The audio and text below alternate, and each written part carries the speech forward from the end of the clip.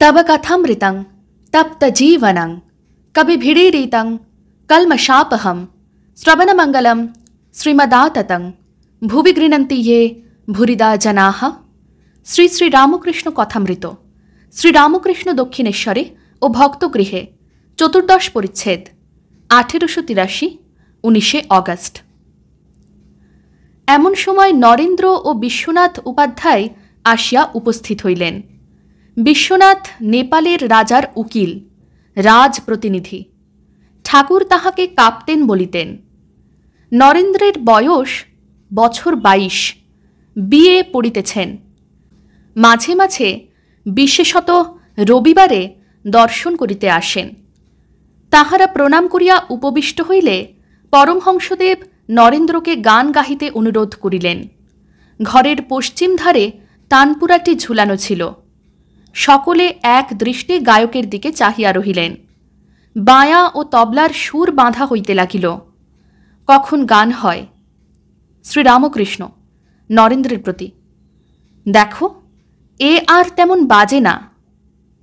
কাপ্তেন, পূর্ণ হয়ে বসে আছে, তাই শব্দ নাই। সকলের হাস্য। পূর্ণ কুম্ভ। শ্রীরামকৃষ্ণ কাপ্তেনের প্রতি, কিন্তু নারদাদি? কাপ্তেন, তাঁরা পরের দুঃখে কথা কয়েছিলেন। শ্রীরামকৃষ্ণ, হাঁ, নারদ, সুখদেব এরা সমাধির পরও নেমে এসেছিলেন দয়ার জন্য, পরের হিতের জন্য। তাঁরা কথা কয়েছিলেন। নরেন্দ্র গান আরম্ভ করিলেন।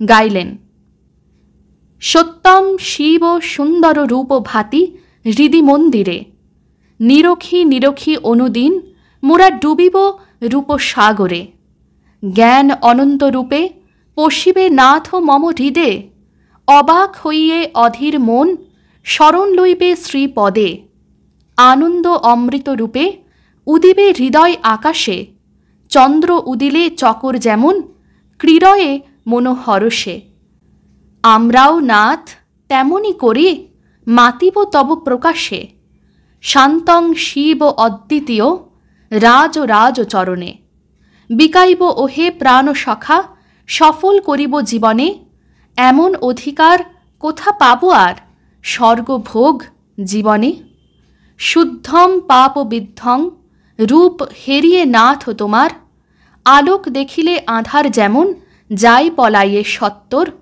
তেমনি নাথ তোমারও প্রকাশে পলাইবে পাপ আধার। ওহে ধ্রুব তারা সম হৃদে জ্বলন্ত বিশ্বাস হে, জালি দিয়ে দীনবন্ধু পুরাও মনের আশ, আমি নিশিদিন প্রেমানন্দে মগন হইয়ে হে, আপনারে ভুলে যাব তোমারে পাইয়ে হে। আনন্দ অমৃতরূপে এই কথা বলিতে না বলিতে ঠাকুর শ্রীরামকৃষ্ণ গভীর সমাধিতে নিমগ্ন হইলেন। আসীন হইয়া করজোড়ে বসিয়া আছেন। পূর্বাশ্ব, দেহ উন্নত, আনন্দময়ীর রূপসাগরে নিমগ্ন হইয়াছেন। লোকবাহ্য একেবারেই নাই। শ্বাস বহিছে কি না বহিছে স্পন্দহীন, নিমেষ শূন্য। চিত্রার্পিতের ন্যায় বসিয়া আছেন, যেন এ রাজ্য ছাড়িয়া কোথায় গিয়াছেন। পঞ্চদশ পরিচ্ছেদ। সমাধি ভঙ্গ হইল। ইতিপূর্বে নরেন্দ্র শ্রীরামকৃষ্ণের সমাধিদৃষ্টে কক্ষ ত্যাগ করিয়া পূর্ব দিকের বারান্দায় চলিয়া গিয়াছেন। সেখানে হাজরা মহাশয় কম্বলাসনে হরিনামের মালা হাতে করিয়া বসিয়া আছেন। তাহার সঙ্গে নরেন্দ্র আলাপ করিতেছেন।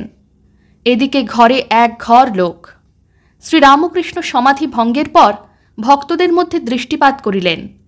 দেখিলেন যে নরেন্দ্র নাই, শূন্য তানপুরা পড়িয়া রহিয়াছে, আর ভক্তগণ সকলে তাঁর দিকে ঔৎসুক্যের সহিত চাহিয়া রহিয়াছেন।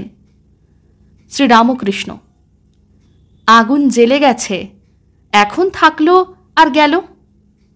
কাপ্তেন প্রভৃতির প্রতি, চিদানন্দ আরোপ করো, তোমাদেরও আনন্দ হবে। চিদানন্দ আছেই, কেবল আবরণ ও বিক্ষেপ। বিষয় আসক্তি যত কমবে ঈশ্বরের প্রতি মতি তত বাড়বে। কাপ্তেন, কলিকাতার বাড়ির দিকে যত আসবে কাশী থেকে তত তফাত হবে, কাশীর দিকে যত যাবে বাড়ি থেকে তত তফাত হবে। শ্রীরামকৃষ্ণ। শ্রীমতী যত কৃষ্ণের দিকে এগুচ্ছেন ততই কৃষ্ণের দেহগন্ধ পাচ্ছিলেন। ঈশ্বরের নিকট যত যাওয়া যায় ততই তাতে ভাব ভক্তি হয়। সাগরের নিকট নদী যতই যায় ততই জোয়ার ভাটা দেখা যায়। জ্ঞানীর ভিতর এক টানা গঙ্গা বহিতে থাকে, তার পক্ষে সব স্বপ্নবৎ। সে সর্বদা স্বস্বরূপে থাকে।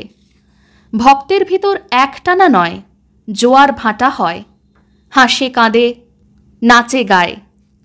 ভক্ত তাঁর সঙ্গে বিলাস করতে ভালোবাসে।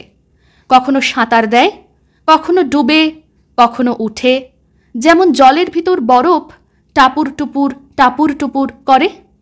হাস্য। জ্ঞানী ব্রহ্মকে জানতে চায়। ভক্তের ভগবান সরৈশ্বর্যপূর্ণ সর্বশক্তিমান ভগবান, কিন্তু বস্তুত ব্রহ্ম আর শক্তি অভেদ। যিনি সচ্চিদানন্দ তিনি সচ্চিদানন্দময়ী। যেমন মণির জ্যোতি ও মণি। মণির জ্যোতি বললেই মণি বুঝায়, মণি বললেই জ্যোতি বুঝায়। মণি না ভাবলে মণির জ্যোতি ভাবতে পারা যায় না, মণির জ্যোতি না ভাবলে মণি ভাবতে পারা যায় না। এক সচ্চিদানন্দ শক্তি ভেদে উপাধি ভেদ, তাই নানা রূপ। সে তো তুমিই গো তারা। যেখানে কার্য, সৃষ্টি, স্থিতি, প্রলয়, সেইখানেই শক্তি। কিন্তু জল স্থির থাকলেও জল, তরঙ্গ ভুরভুরি হলেও জল। সেই সচ্চিদানন্দই আদ্যাশক্তি, যিনি সৃষ্টি, স্থিতি, প্রলয় করেন। যেমন কাপ্তেন যখন কোনো কাজ না করেন তখনও যিনি, আর কাপ্তেন যখন পূজা করছেন তখনও তিনি, আর কাপ্তেন লাট সাহেবের কাছে যাচ্ছেন তখনও তিনি, কেবল উপাধি বিশেষ। কাপ্তেন: আজ্ঞে হাঁ মহাশয়। শ্রীরামকৃষ্ণ: আমি এই কথা কেশব সেনকে বলেছিলাম। কাপ্তেন: কেশব সেন ভ্রষ্টাচার, স্বেচ্ছাচার, তিনি বাবু সাধু নন।